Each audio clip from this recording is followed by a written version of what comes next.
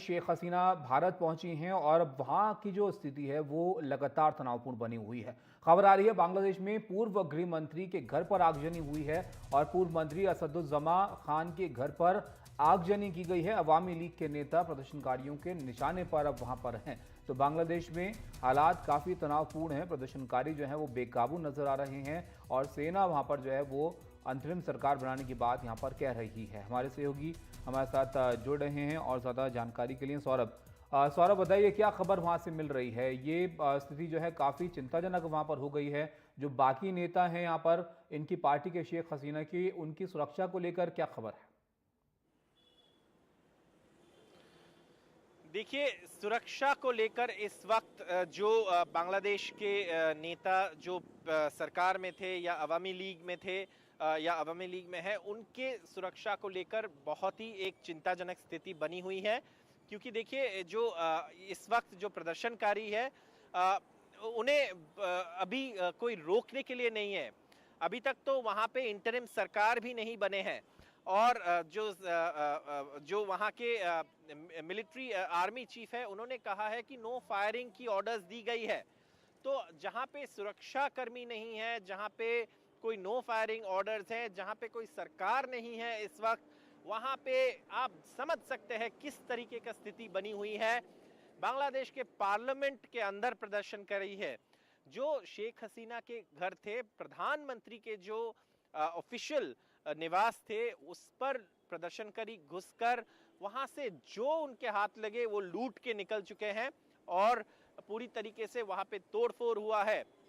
अभी अभी कुछ देर पहले खबर आया है कि असदुज्जमान खान जो बांग्लादेश के गृह मंत्री थे, उनके घर उनका जो घर है धानमंडी में, वहां पे भी प्रदर्शनकारी पहुंचकर आग लगा दी है। और जो बांग्लादेश ढाका का जो एयरपोर्ट है, एयरपोर्ट भी 10:30 बजे तक बंद कर दिया गया है। स्थिति बहुत ही खराब है इस वक्त। सरकार वहां पे नहीं है, नो फायरिंग की ऑर्डर्स है, लूट चल रहा है, तोड़फोड़ चल रहा है, रास्ते पे कोई लॉ एंड ऑर्डर नहीं है और स्थिति तो सौरभ फिर इन बिल्कुल लोगों को लेकर काबू क्या में खबर नहीं है? है जो इस शेख वक्त। हसीना सरकार के एक मंत्री थे क्या वो भी अब देश छोड़ेंगे? देखिए, इस वक्त कहना मुश्किल है वो क्या करेंगे, लेकिन उनके पास इस वक्त सुरक्षित रहने का एक ही रास्ता दिख रहा है और वो है देश छोड़ना। शायद ये दुख की बात है, लेकिन इस समय जो स्थिति बनी हुई है और जो चल रहा है, जो अवामी लीग या जो ऑफिसर्स या जो सरकारी अधिकारी जिनको आइडेंटिफाई किया जा रहा है, उनके ऊपर हमला हो रहे हैं, तो उनके पास और कोई उपाय बचे नहीं हैं। तो ये स्थिति बनी हुई है इस वक्त और गंभीर स्थिति बनी हुई है। अ, हम हमारे पास ऐसे कई तस्वीर पहुंचे हैं जो हम जो एक जो क्या कहते हैं, एक जो समाज होती है, समाज में बिल्कुल अनएक्सेप्टेबल है।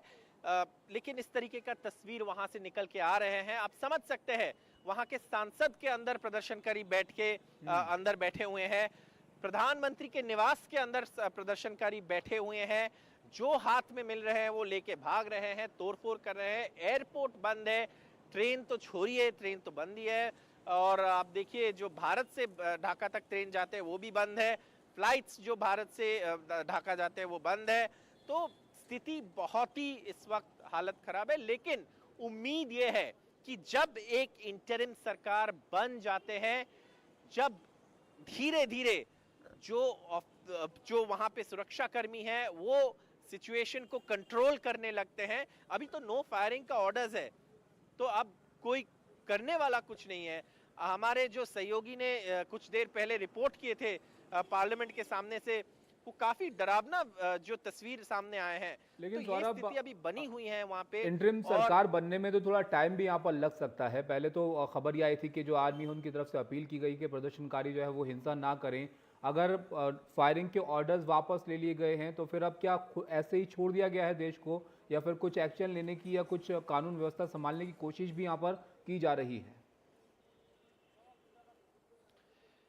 देखिए, ढाका से जो खबर मिल रहे हैं, और क्योंकि वहां से जो कम्युनिकेशन है वो जी। काफी इस वक्त मुश्किल है, लेकिन ढाका से हमारे पास जो खबर पहुंच रहे हैं, इसे नहीं लगता है कि कोई कोशिश किया जा रहा है कि इस स्थिति को काबू में पाने के, कम से कम इस वक्त तो नहीं लग रहे हैं स्थिति। तो आगे चलकर इंटरिम सरकार बनने के बाद कितना समय लगेगा पता नहीं, लेकिन अगर कुछ स्थिति को काबू में लाने के लिए कोई कदम उठाए जाते हैं, उसके बाद शायद परिस्थिति बदलेगी और शायद उसमें सुधार आएगी परिस्थिति में। लेकिन इस वक्त बहुत ही हालत खराब है वहां पे।